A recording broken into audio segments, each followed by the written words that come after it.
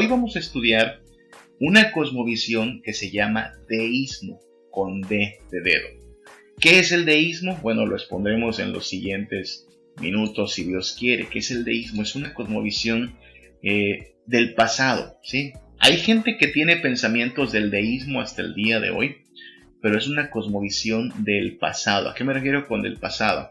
Bueno, ya tiene bastantes siglos. Hablamos de algo que surge entre el siglo XVI y el siglo XVII. El deísmo ocurre en esas fechas más o menos. No sé si se acuerda qué pasa en el siglo XVI, si alguien se ubica históricamente. ¿Qué ocurrió en el siglo XVI? El siglo XVI es importante porque en el siglo XVI se lleva a cabo la conocida Reforma Protestante, ¿no? Martín Lutero clava sus tesis allá en una puerta y empieza un movimiento llamado el movimiento de Reforma, ¿no? Y entonces a partir de ahí viene todo este desarrollo de la iglesia, ¿no? La Biblia es traducida en diversos idiomas, el Evangelio es redescubierto, grandes cosas ocurren en este siglo, el siglo XVI.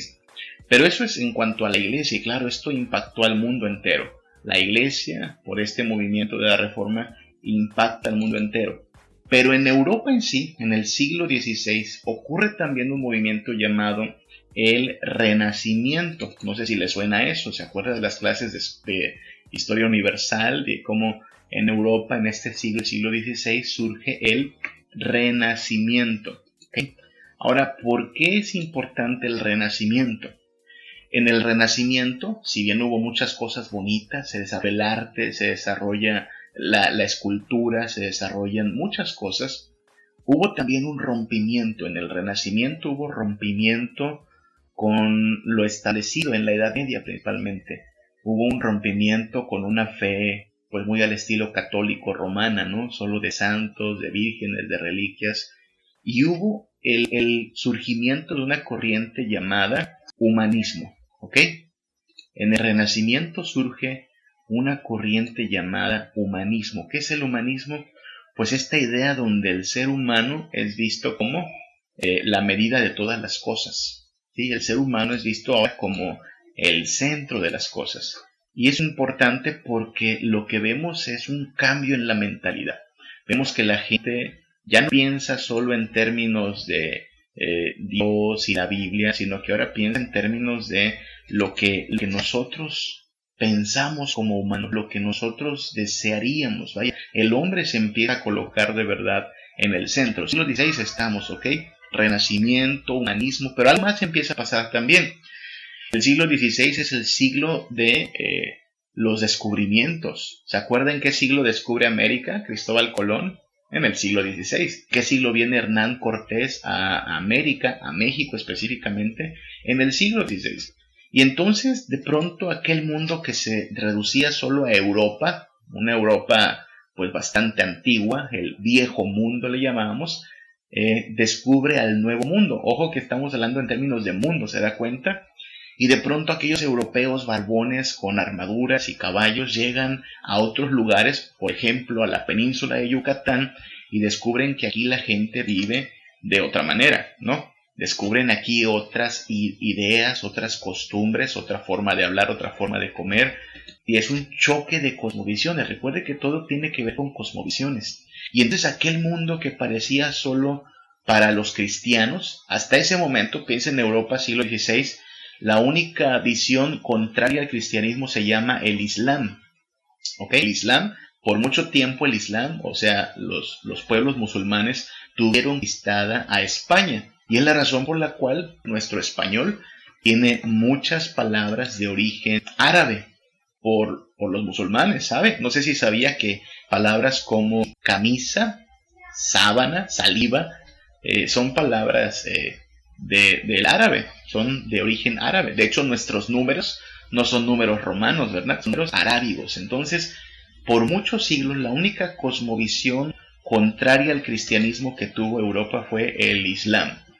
Y le dieron mucha batalla. Y de pronto, todos los exploradores, siglo XVI, nuevamente, empiezan a descubrir que América, que otros rincones, que las Antillas, nuevos mundos, nuevas ideas.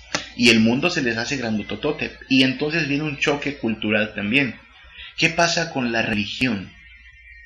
Porque estos pueblos no adoran al Dios de la Biblia, estos pueblos adoran, qué sé, a Quetzalcóatl, a Huitzilopochtli, a Tlaloc, a Cuculcán. Y aunque tienen estas ideas diferentes, tal pareciera que les va bien, ¿no? Desarrollaron conocimiento, ya saben, los aztecas, los mayas desarrollaron sistemas de agricultura, sistemas de matemáticas, idioma, escritura, descubrieron el cero, los mayas construyeron esas pirámides con un cuidado arquitectónico y con mucha ingeniería. Entonces viene la idea de que a lo mejor, solo a lo mejor, pensando, no solo el Dios que conciben los cristianos es digno de ser creído, sino que a lo mejor todos compartimos una especie de conocimiento universal, una especie de conocimiento dirigido a todos los humanos, que es posible que todos los seres humanos podamos tener acceso a ese conocimiento. Y entonces viene la idea, bueno, a lo mejor hay cierta revelación natural, ¿no? Que debemos contemplar en la naturaleza. A lo mejor los mayas, precisamente al ver esta grandeza del sol, de las estrellas, de la creación, pues esa es su forma de concebir a la divinidad. La semana pasada estudiábamos acerca de 3 libros, no sé si se acuerdan más o menos? Y usamos el término libro. El primer libro es el libro de la creación, ¿ok? El libro de la creación. ¿Y qué nos enseña el libro de la creación? Pues lo que dice Salmo, ¿se acuerda? Cuando veo los cielos, la obra de tus manos, la luna y las estrellas que tú formaste, digo, ¿qué es el hombre, no? O el otro Salmo, ¿no? Al contemplar los cielos están en la gloria de Dios, el firmamento anuncia la obra de sus manos. Ese que llamaríamos el libro de la creación, ¿no? El libro de la naturaleza. Y claro, Dios puso su gloria en los cielos, Dios puso su gloria en la creación, pues en el deseo de que nosotros nos asombrásemos. Pero Dios no se revela especialmente en la creación. Usted sabe, la creación me puede decir que Dios es grande. La creación me puede mostrar más o menos que Dios es sabio. Pero la creación no me puede decir cosas como que soy pecado. No, eso lo sabemos por el libro escrito, que es el segundo libro, ¿verdad? El libro escrito. Hey, todos los hombres han pecado, todo el género humano está bajo pecado, pero Dios, que es misericordioso, envía a su Hijo para librar al ser humano. Eso es lo que creemos. Sin embargo, esto lo sabemos solo por el libro escrito, ¿ok?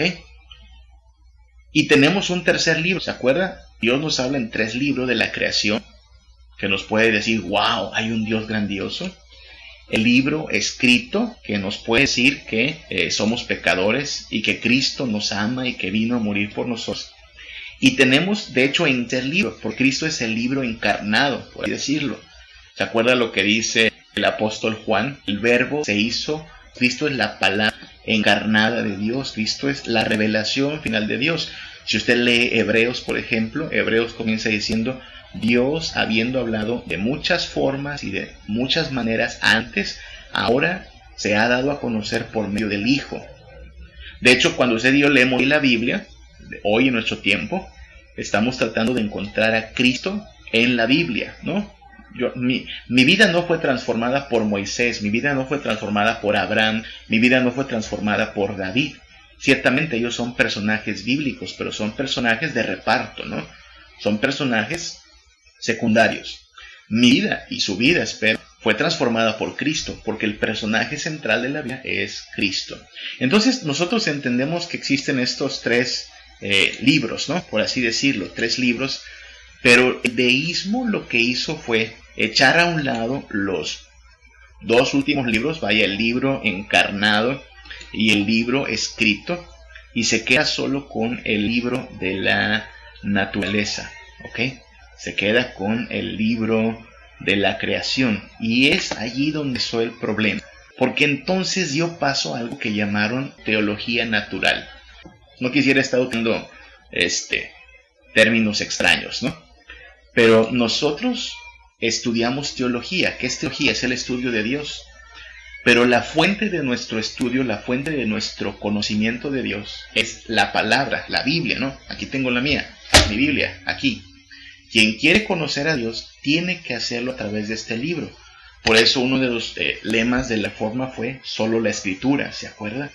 Solo la Escritura. Claro, abrimos el libro de la creación y decimos, oh, qué bonitas flores, qué bonito el Gran Cañón del Sumidero, qué bonitas las cataratas del Niágara, todo eso es asombroso. Y claro, miramos hacia Cristo Jesús y sabemos que Cristo es la revelación de Dios, pero ninguno de nosotros ha visto a Jesús. Lo que hemos leído son los relatos de Él. ¿Dónde? En la Escritura.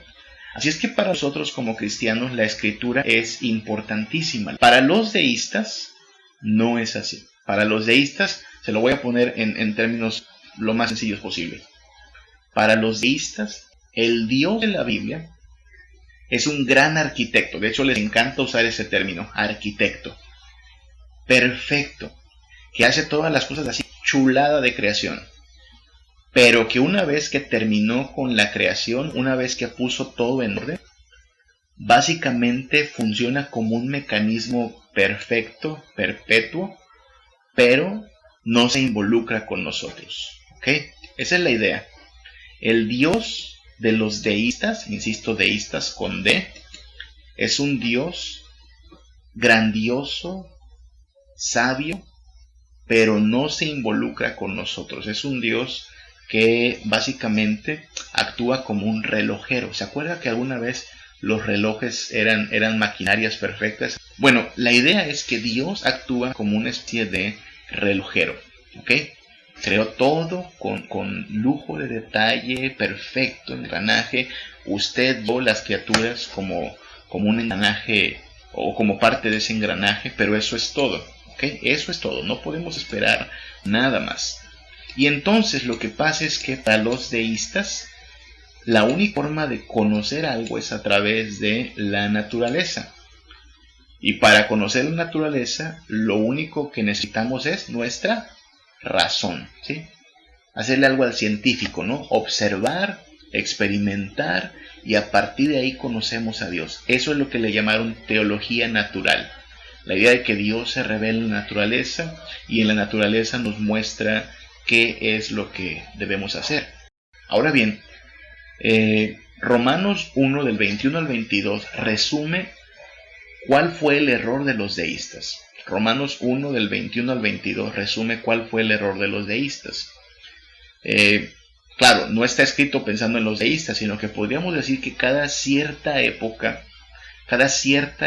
se repite este mismo patrón. El ser humano, creyéndose un poco o un tanto más sabio que Dios, se olvida de Dios. ¿Qué dice Romanos 1 del 21 al 22? Dice, pues habiendo conocido a Dios, no le glorificaron como a Dios ni le dieron gracias, sino que se envanecieron en sus razonamientos, y su necio corazón fue entenebrecido. Profesando ser sabios, se hicieron necios. Eso es lo que dice Romanos. Profesando ser sabios, se hicieron necios. Se creyeron muy sabiondos, se creyeron muy llenos de razonamiento. Era la época, recuerde, renacimiento, humanismo, el ser humano se cree lo máximo, el ser humano piensa que es la medida de todas las cosas, está de moda el método científico, todo eso está bien. Pero empezaron a creer, wow, entonces por medio de la ciencia descubrimos esto y aquello. No necesitamos más este libro está lleno pues de, a lo mejor de fábulas, a lo mejor de mitos, a lo mejor de cosas que no podemos creer. Y entonces profesando ser sabios se hacen necios. Ese es el problema con el deísmo. Ahora bien, cuando se quedan solo con el libro de la creación y sacan el libro escrito y el libro encarnado, hay un problema ya, porque no pueden responder a aquellas 7 preguntas que trata de responder una cosmovisión, ¿ok? No pueden. ¿Se acuerdan cuáles eran las 7 preguntas? ¿Qué es real? ¿En qué mundo estoy? ¿Qué soy? ¿Qué ocurre al morir? ¿Importa el conocimiento? ¿Qué es bueno y qué es malo? ¿Y qué sentido tiene la historia? Son 7 preguntas que una cosmovisión tiene que responder, ¿no? Bueno, el deísmo no pudo responder a estas preguntas porque pues no tiene la respuesta a ellas. Usted no le puede preguntar esto a la naturaleza, ¿no? No le puede preguntar esto a las nubes, a las plantas, a los árboles. Oye, planta, ¿qué soy? ¿No? Oye, árbol, ¿qué soy? No va a estar ahí la respuesta. Necesitamos respuestas que nos vengan reveladas de parte de Dios. Y este Dios nos las ha revelado en su libro, ¿no? Por eso es importante entender esto. El deísmo no le pudo dar respuesta a estas preguntas. Vamos a preguntarnos una a una estas cosas. Pregunta número 1. ¿Qué es real? ¿Cómo responde el deísmo? Recuerde, deísmo con D mayúscula. ¿Qué es real? Bueno, en el teísmo, con T de tamal, en el teísmo creemos en un Dios trascendental, o sea, por encima de nosotros. En el deísmo, con D, de dedo, también se cree en un Dios trascendental. De hecho, le llaman el gran arquitecto. A los masones también les encanta esa forma de hablar, dicen el gran arquitecto del universo. Así es que si ellos, los deístas, creían en un Dios trascendente, grandioso, soberano, sabio, lleno de poder, ellos creían en eso, sí lo creían, ¿ok? Sin embargo, aunque creen que es un Dios trascendente, no lo ven como un Dios personal, ¿ok? ¿A qué me refiero con un Dios personal? Vaya, si es una persona, si es un alguien, pero es alguien que no se relaciona personalmente con nosotros. Pensemos en esto, ¿no? Pensemos en el señor Mark Zuckerberg. ¿Usted conoce a Mark Zuckerberg? ¿Lo conocemos? Mark Zuckerberg es el dueño y en su momento el creador, ¿no?, de esta aplicación llamada Facebook. ¿Okay? Así es que gracias a Mark Zuckerberg tenemos Facebook.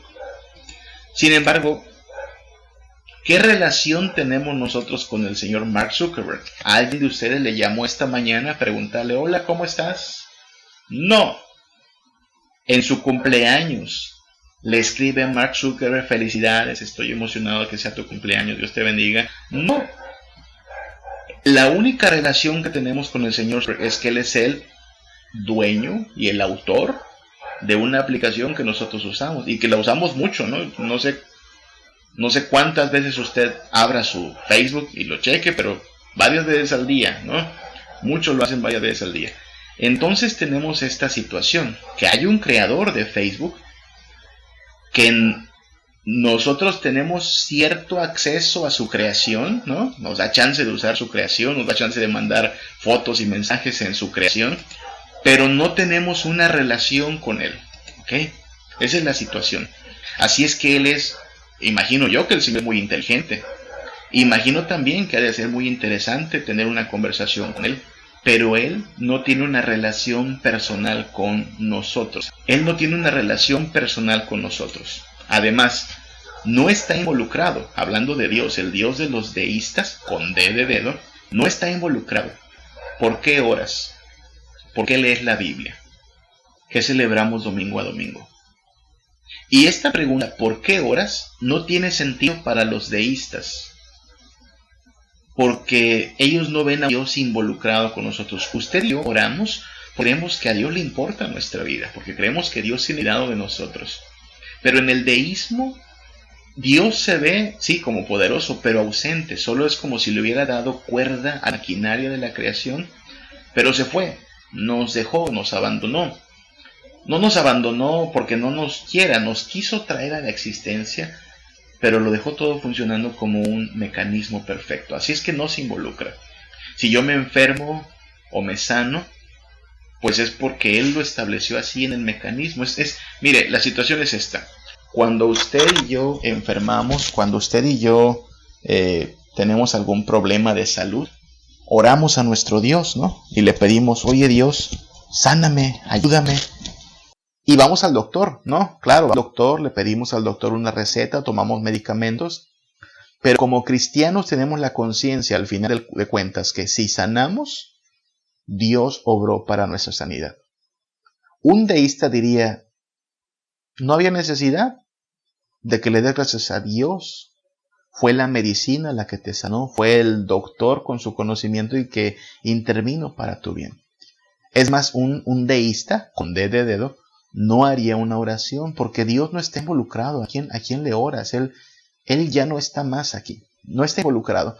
Pero algo más, entonces no hay providencia, ¿se da cuenta? Porque la providencia es este cuidado de Dios hacia su creación en que Él sostiene todas las cosas.